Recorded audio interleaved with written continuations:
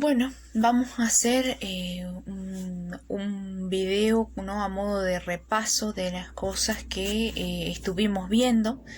Estuvimos en las clases presenciales, estuvimos analizando lo que eran los sustantivos, vimos que estos designan a entidades, estuvimos hablando de dos grandes grupos en los que se clasifican estos sustantivos, vimos que hay sustantivos propios y sustantivos comunes y que dentro de estos dos grandes grupos hay otras clasificaciones. Por ejemplo, de los sustantivos propios, vimos que pueden ser topónimos, por ejemplo, cuando se habla, ¿no?, de nombres de lugares geográficos o de calles, también podría ser ciudades, regiones, países. También estuvimos viendo que pueden ser antropónimos en caso de que se esté hablando del nombre de una persona y también patronímicos en caso de que se esté hablando del apellido de una persona.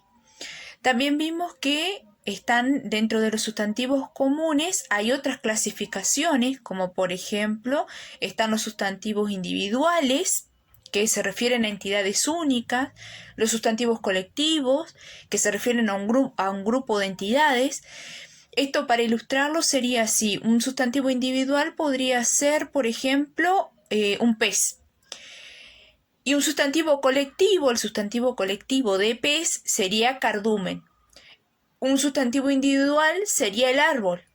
Un sustantivo colectivo de árbol sería arboleda, y así sucesivamente.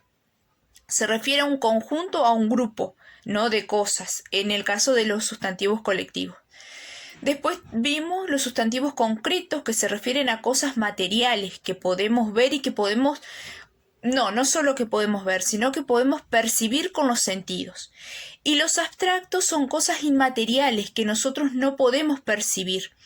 Por ejemplo, si hablamos del tiempo, al tiempo en realidad no lo vemos, no sabemos qué es. Sabemos que se mide en minutos, segundos, horas, pero nunca vimos el tiempo. O lo mismo sucede con la libertad o los sentimientos y las emociones, como la alegría, la soledad. Son sentimientos, pero nosotros no lo vemos, no son algo concreto que podemos ver, tocar o percibir con algún otro sentido. Después también tenemos los contables, ¿no?, que son los que se pueden contar, como por ejemplo si yo digo tomé un libro de la biblioteca o 2 libros de la biblioteca.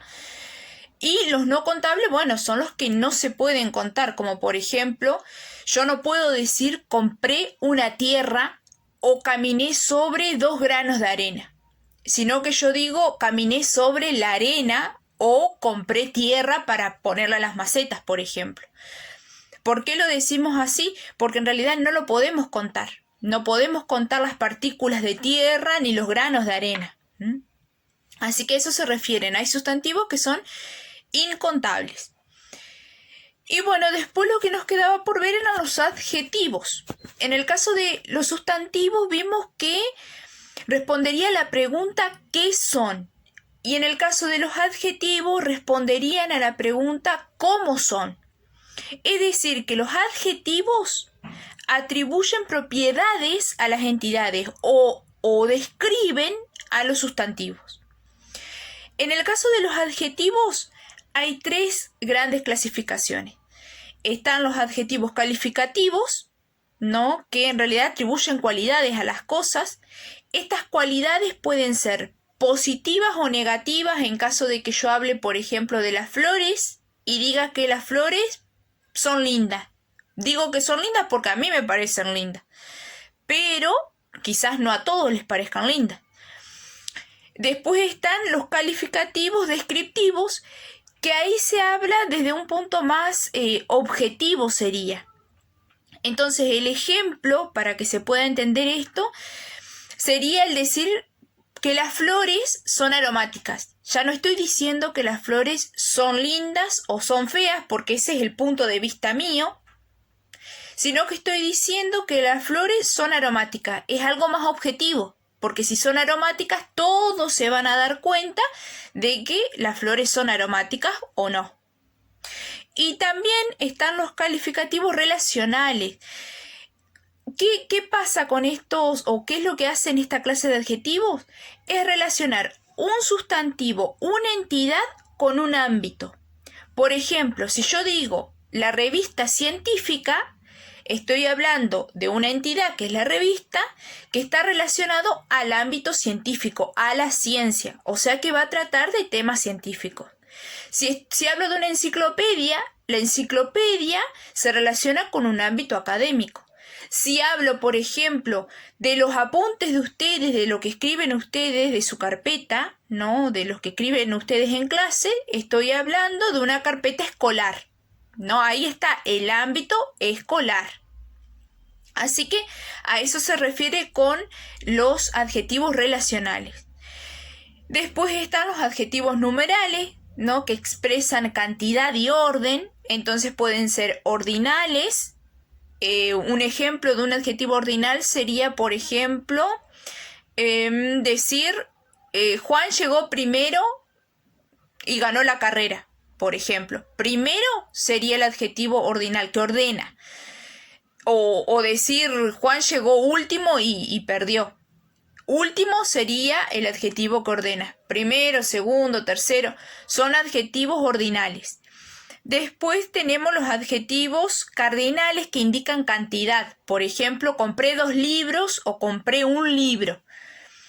Después tenemos los adjetivos partitivos, ¿no? Que sería, por ejemplo, no sé, se me ocurre pensar, compré medio kilo de pan. Medio kilo sería partitivo, un adjetivo partitivo. O decir compré un cuarto de otra cosa, ¿no? Ese un cuarto o 3/4 sería también un adjetivo partitivo que indica la cantidad de lo que yo tomé, compré o vendí o lo que sea. Después están los múltiplos, doble, triple, que también son adjetivos y en este caso adjetivos múltiplos sería.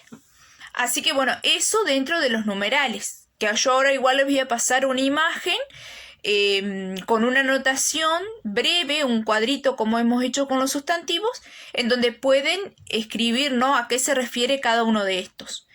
Y los gentilicios, que son los últimos, son los que especifican la procedencia geográfica de una persona o una cosa. Por ejemplo, si yo digo yo soy entrerriana, me estoy calificando como entrerriana porque soy o nací en Entre Ríos y soy de Entre Ríos. Y así sucesivamente. Soy argentina porque nací en Argentina y vivo en Argentina, ¿no? Y así sucesivamente, ¿no? Se refiere a eso, a de dónde viene o de dónde es una persona. Así que eso sería en los adjetivos.